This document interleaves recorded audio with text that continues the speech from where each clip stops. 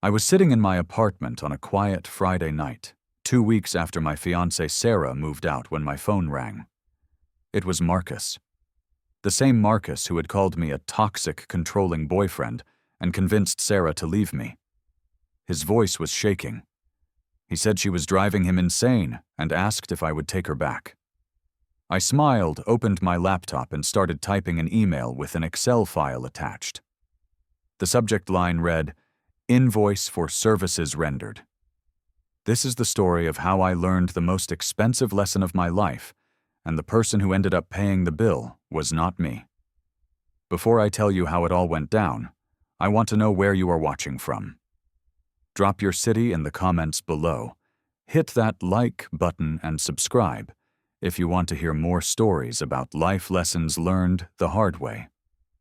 Trust me, you are going to want to stick around for this one, because what happened next changed everything I thought I knew about relationships and boundaries. Let me take you back 3 years. I met Sarah at a coffee shop in Portland on a rainy Tuesday morning. She was sitting by the window sketching something in her notebook, and when she looked up and smiled at me, I felt something I had never felt before. We started talking, and before I knew it, hours had passed. She was a graphic designer working freelance, trying to build her portfolio and find steady clients. I was a software engineer at a tech company downtown, making about $90,000 a year. We were both in our late 20s, and everything felt right. After dating for a year, we moved in together. Sarah's freelance income was unpredictable. Some months, she would land a great project and make $1,000 or $1,500. Other months, nothing came through. I never minded. I loved her, and I could afford to cover most of our expenses. Our rent was $1,800 a month for a one-bedroom apartment in a decent neighborhood. I paid for groceries, utilities, internet streaming services, car insurance, and gas. Sarah did not have a car, so she used mine whenever she needed it. She would contribute $200 or $300 when she had a good month, and I appreciated it, but I never expected it. We got engaged after 2 years together. I proposed at the same coffee shop where we first met. She cried, I cried, and we started planning our future. Everything seemed perfect. I thought we were building something real, something lasting. I thought we were a team. Then Marcus came into the picture. Well, he had always been there, but I had not paid much attention at first. Marcus was Sarah's best friend from college. They had been roommates in the dorms at University of Oregon and stayed close after graduation. He lived in Seattle, worked in marketing, and was single. Sarah talked to him on video calls 2 or 3 times a week, and at first I thought it was just normal friendship stuff. I trusted Sarah completely. But slowly I started noticing things. Marcus would make comments about our relationship dynamics during their calls. I would overhear him asking Sarah questions like, "Are you happy? Does he control your decisions? Do you feel like you have a voice in the relationship?" At first I brushed it off. I figured he was just being a protective friend. But then one night I walked into the living room while Sarah was on the phone with him, and I heard Marcus say, "You deserve someone who sees you as equal, not someone you depend on." That comment stuck with me. I felt a knot form in my stomach. I was not trying to make Sarah depend on me. I was just trying to support her while she built her career. I wanted her to succeed. I wanted her to be happy. But Marcus made it sound like I was doing something wrong. Sarah noticed my discomfort, and later told me Marcus just cares about me. He is protective. That is how he has always been. I wanted to believe her. I did not want to be the jealous boyfriend who could not handle his girlfriend having male friends. So I let it go. 6 months before our wedding, Marcus came to Portland to visit Sarah. He stayed for 3 days, and Sarah showed him around the city. I had to work during the day, so I could not join them for most of the trip. When Marcus left, I noticed he seemed cold toward me. He barely said goodbye. After that visit, Sarah started changing. She began questioning things she had never questioned before. She would say things like, "Why do you always make the financial decisions?" Or, "I feel like I do not have any say in how we spend money." I was confused because I had always asked her opinion on things. I never made decisions without talking to her first. She also started saying she felt controlled when I would ask if she needed money for something. I was just trying to help, but she made it sound like I was being manipulative. She said she wanted to be more financially independent, which I supported completely. But she was not looking for more work or trying to increase her income. She just seemed frustrated and distant. I tried to talk to her about it, but every time I brought it up, she would say, "You would not understand." Marcus explained it to me. That phrase became a recurring theme in our conversations. Marcus explained it to me. Marcus said this. Marcus thinks that. I started feeling like I was competing with someone who was not even in the room. Things came to a head on a Friday night, about 2 months before our wedding. I came home early from work and heard Sarah on a video call with Marcus in the bedroom. The door was slightly open and I could hear Marcus clearly. He was saying he is financially controlling you. That is a classic toxic behavior. You are not his responsibility. You are his partner. He is making you feel small. I stood there frozen. My heart was pounding. I heard Sarah respond. I never thought about it that way. Maybe you are right. I walked into the room trying to keep my voice calm and asked Sarah if we could talk. She quickly ended the video call and looked at me with an expression I had never seen before. It was like she was seeing me as a stranger. I asked her, what did Marcus mean by "I am controlling you"? Sarah exploded. Her voice was loud and filled with anger. She said, "You are controlling. You pay for everything, and that makes me feel like I owe you. You make all the decisions about where we live, what we buy, everything." I was stunned. I said, "I am just trying to help because I love you. You never said you had a problem with this." She shot back because I did not realize it was a problem until Marcus helped me see it. I felt like the ground was falling out from under me. I tried to explain that I had never wanted to control her, that I only wanted to support her, but she would not listen. She said she needed space to think. I spent that entire night sitting on the couch, staring at the wall, wondering how everything had fallen apart so quickly. 2 days later, Marcus called me. His tone was careful, almost condescending, like he was talking to a child. He said, "Look, man, I think you need to give Sarah some space. She is not happy." I felt anger rising in my chest. I said, "This is between me and Sarah." "Why are you involved?" He replied, "Because I have known her longer than you have.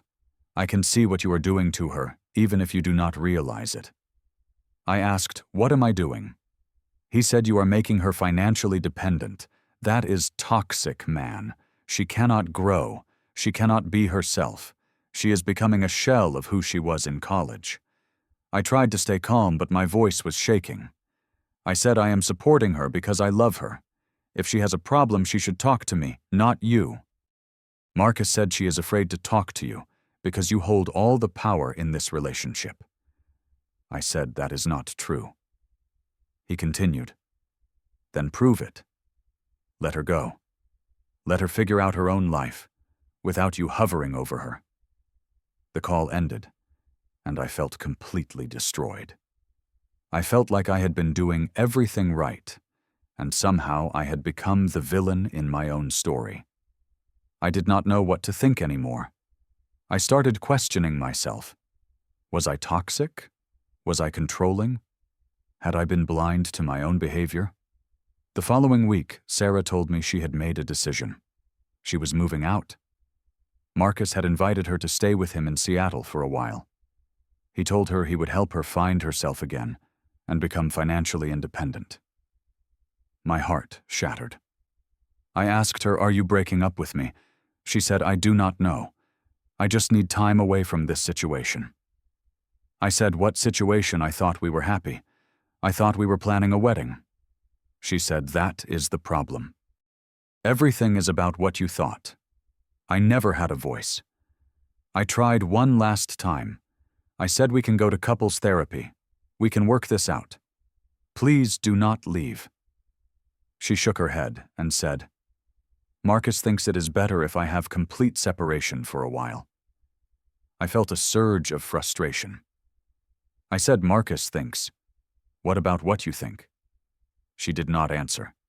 She just started packing her things. I stood there feeling completely powerless. I watched the woman I loved pack up her life and prepare to walk out of mine. That weekend, Marcus drove down to Portland with a rented moving truck. He loaded up Sarah's belongings while I sat in the living room numb.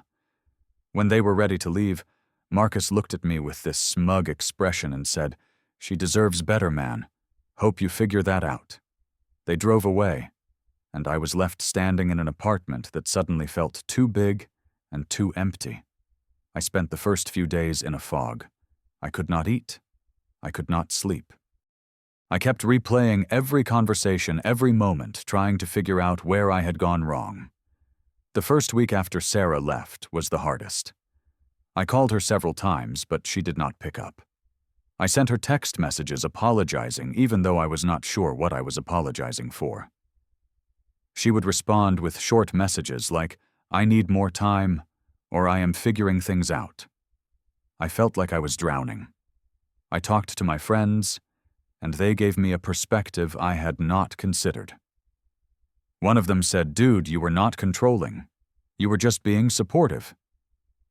Another friend said, Marcus sounds jealous, honestly. A third friend pointed out she is an adult. If she had problems, she should have communicated with you instead of letting some other guy speak for her. Their words started to sink in. By the second week, something shifted inside me. I started looking at the situation differently. I realized I had sacrificed a lot. I had given Sarah financial stability, emotional support, and my time. I had put her needs before my own in so many ways, and instead of appreciating it, she had let Marcus twist it into something ugly. I started feeling less sad and more angry. Not a destructive anger, but a clarifying one. I realized I deserved better than someone who would let a third party interfere in our relationship. I deserved someone who would communicate with me instead of running away. The apartment felt peaceful now. For the first time in months, I was not walking on eggshells. I was not second-guessing every word I said. I started going to the gym again. I reconnected with friends I had not seen in a while. I threw myself into my work and even got a promotion. I was starting to feel like myself again. Then, on a Friday night, exactly 2 weeks after Sarah left, my phone rang. I looked at the screen and saw Marcus's name. I almost did not answer, but curiosity got the better of me. I picked up. Marcus's voice sounded different. It was shaky, almost desperate. He said, Brady, man, I need to talk to you. I kept my voice cold. I said, What do you want? He sighed heavily and said, It is about Sarah. Look, I think I made a mistake. I asked what kind of mistake. He paused, then said, She is a lot to handle, man. I did not realize how much you were doing. I felt a wave of anger mixed with satisfaction wash over me. I did not say anything. I just let him talk. He continued. She does not clean up after herself. She expects me to pay for everything. She complains constantly. She is on her phone all day and does not look for work. Yesterday, she maxed out my credit card buying clothes online. I am exhausted, dude. I cannot do this anymore. I stayed silent, letting his words hang in the air. He said, And the worst part, she keeps saying, Brady used to do this for me, or Brady never complained about that. I feel like I am going crazy. Finally, I asked, So why are you calling me? His voice became pleading. He said, Can you take her back? I think she misses you. I think this whole thing was a bad idea. I felt my blood boil.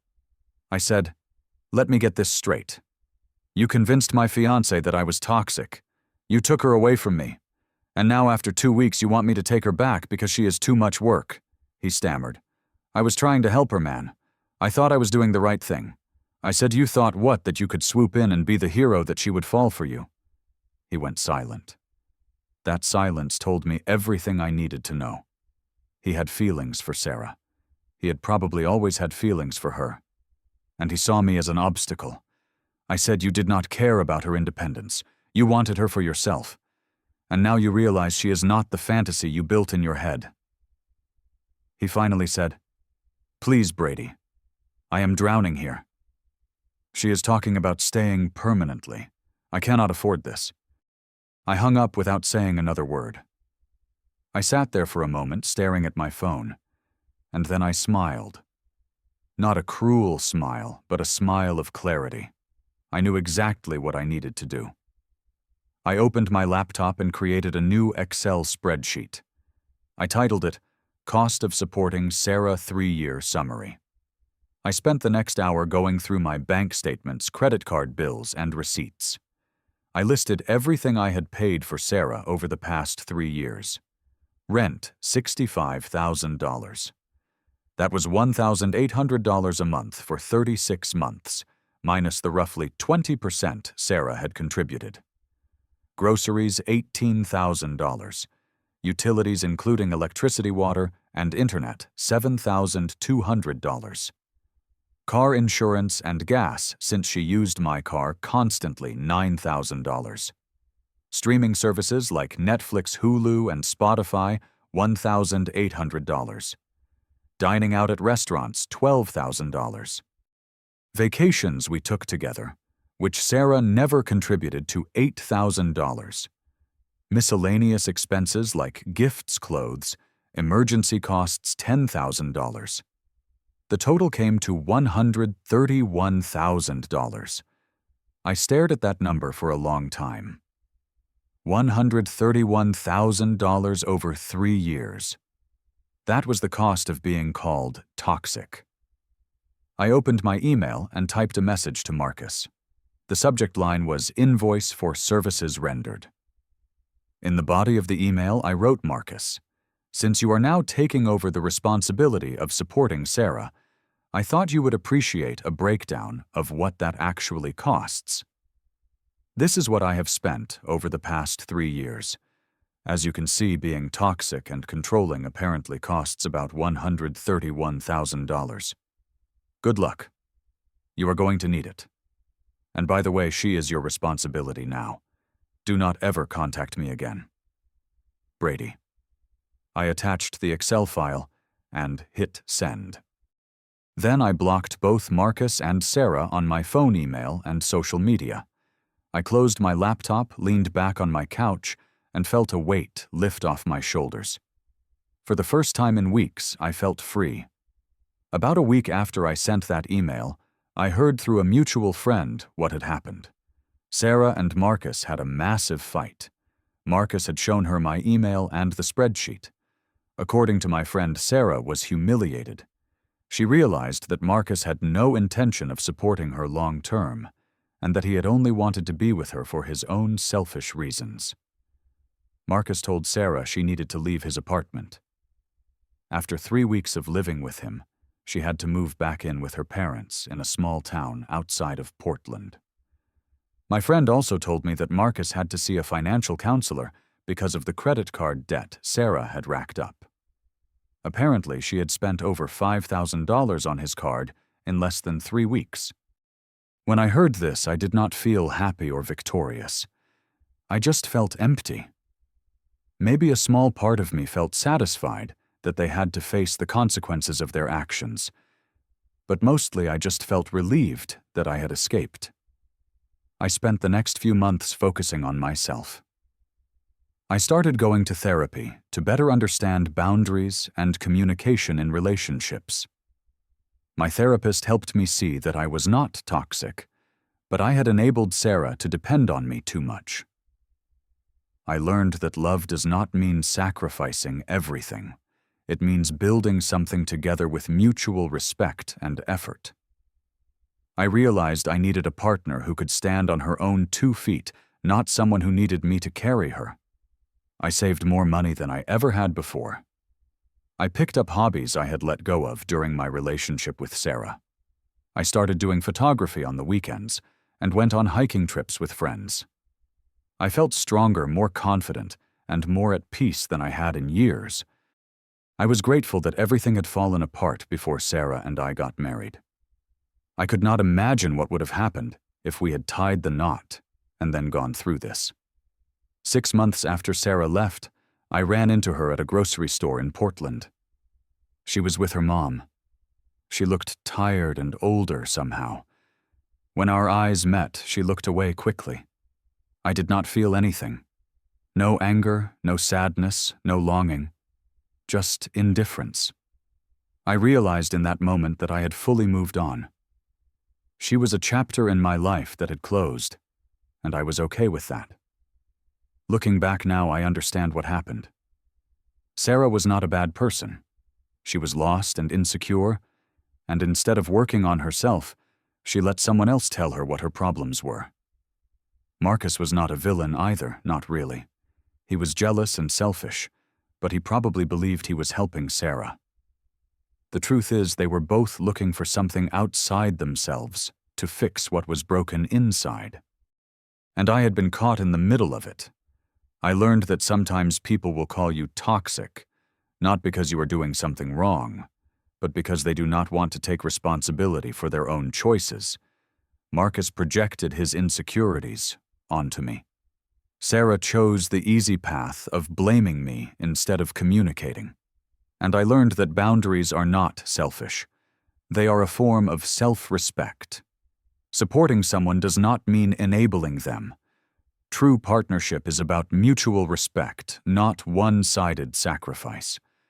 I do not regret the money I spent or the time I gave. Those experiences taught me what I need and deserve in a relationship. I will never again give so much to someone who does not give back respect and appreciation. I will never again let someone else define my worth or tell me I am something I am not. The invoice I sent to Marcus was not really about the money. It was about showing him, and maybe even Sarah, what real support looks like. It is not control. It is not toxicity. It is sacrifice, patience, and love. And when someone cannot see the difference, sometimes the best thing you can do is let them figure it out on their own. I hope wherever Sarah is now, she has learned that independence is not about running away from people who care about you. It is about standing on your own 2 feet while choosing to walk beside someone who respects you. As for me, I am still here in my quiet apartment, finally at peace. And honestly, that invoice might be the best money I never got back. So let me ask you something. Have you ever been in a situation where someone twisted your kindness into something negative?